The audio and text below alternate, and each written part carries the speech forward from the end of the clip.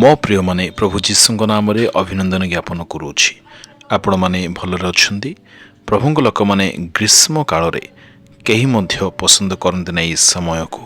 ଏପରିକି ଗୋଟିଏ ପ୍ରବାଦ ରହିଅଛି, ଛାଇର ମହତ୍ତ୍ୱ ଗ୍ରୀଷ୍ମ ସମୟରେ ହିଁ ବୁଝି ହୁଏ। ଯେତେବେଳେ ଆପଣ ଗରମ ସମୟରେ ଚାଲୁଥାନ୍ତି ସେତେବେଳେ ଆପଣ ଛାଇକୁ ଖୋଜନ୍ତି ବା ଛାଇକୁ ଆପଣଙ୍କର ମନରେ ପଡ଼ିଥାଏ, ମନେ ଆସିଥାଏ। ପ୍ରଭୁଙ୍କ ପ୍ରିୟ ଲୋକମାନେ ଛାଇର ମହତ୍ତ୍ୱ ସତ୍ୟରେ ସେତେବେଳେ ହିଁ ଏକ ବ୍ୟକ୍ତି ବୁଝିଥାଏ ଯେତେବେଳେ ଗ୍ରୀଷ୍ମର ଉତ୍ତାପକୁ ଜୀବନରେ ସେ ଅନୁଭବ କରିଥାଏ।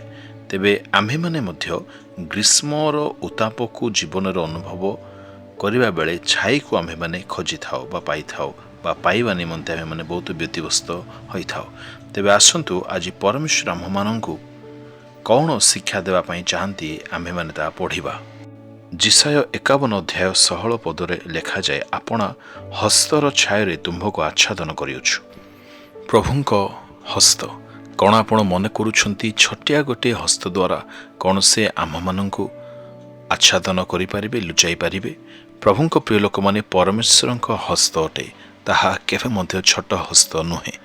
ଏହାକୁ ଏକ ବ୍ୟକ୍ତି ଯଦି ବୁଝିଯିବେ ତେବେ ତାଙ୍କ ଜୀବନରେ ଥିବା ସମସ୍ତ ସଙ୍କଟରୁ ପରମେଶ୍ୱରଙ୍କ ହସ୍ତ ଯେ ତାଙ୍କୁ ଉଦ୍ଧାର କରିବା ପାଇଁ ସମର୍ଥ ଅଟେ, ଏହା ସେ ନିଶ୍ଚୟ ବୁଝିପାରିବେ। ପୁଣି ଶାନ୍ତିରେ ଜୀବନକୁ ସେ ଆଗକୁ ବଞ୍ଚିପାରିବେ।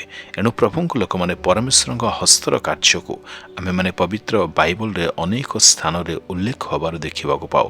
ତାହାଙ୍କ ହସ୍ତ ଆମ୍ଭମାନଙ୍କ ଜୀବନ ପାଇଁ ସର୍ବଦା ଆଶୀର୍ବାଦର କାର୍ଯ୍ୟ କରିଥାଏ, ଉଦ୍ଧାରର କାର୍ଯ୍ୟ କରିଥାଏ, ସୁରକ୍ଷାର କାର୍ଯ୍ୟ କରିଥାଏ। ଏହା ଆମେମାନେ ସର୍ବତ୍ର ବାଇବଲରେ ଦେଖିବାକୁ ପାଉ। ତେବେ ଆଜି ଆପଣମାନଙ୍କ ଜୀବନର ସ୍ଥିତି କିପରି ଅଟେ? ଯାହା ହେଉନା କାହିଁକି ତାହାଙ୍କ ହସ୍ତରେ ଆପଣା ଜୀବନକୁ, ଆପଣା ପରିବାରକୁ ଆପଣମାନେ ସମର୍ପଣ କରନ୍ତୁ। ଦେଖିବେ ତାହାଙ୍କ ହସ୍ତରେ ଥିବା ଅଦ୍ଭୁତ ଶକ୍ତିକୁ ଆପଣ ନିଶ୍ଚୟ ଅନୁଭବ କରିବେ। ସେ ଆପଣା ଛାୟାରେ ଆମମାନଙ୍କୁ ରଖନ୍ତି ବୋଲି ଲେଖା ଅଛି। ନିଶ୍ଚୟ ତାହାଙ୍କ ଛାୟା ଆମର ଶରଣସ୍ଥଳ। ତହିଁରେ ଆମେମାନେ ପଶି ଆପଣା ଜୀବନର ଶରଣକୁ, ନିର୍ଭରକୁ ପାଇବା ଦରକାର, ଶରଣ ନେବା ଦରକାର।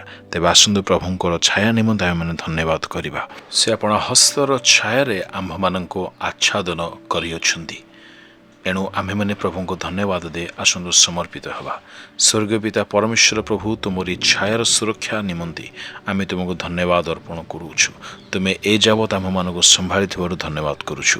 ଆଗାମୀ ଜୀବନ ମଧ୍ୟ ପରିବାରର ଜୀବନ ସମସ୍ତଙ୍କୁ ଆମେ ତୁମ ହସ୍ତରେ ସମର୍ପଣ କରୁଛୁ। ତୁମେ ହିଁ ଆପଣା ଛାୟାରେ ଆମମାନଙ୍କୁ ସମ୍ଭାଳି ନିଅ ବୋଲି ଯୀଶୁଙ୍କ ନାମରେ ଏହି ପ୍ରାର୍ଥନା ଉତ୍ସର୍ଗ କରୁଛୁ। ଆମେନ୍, ଆମେନ୍।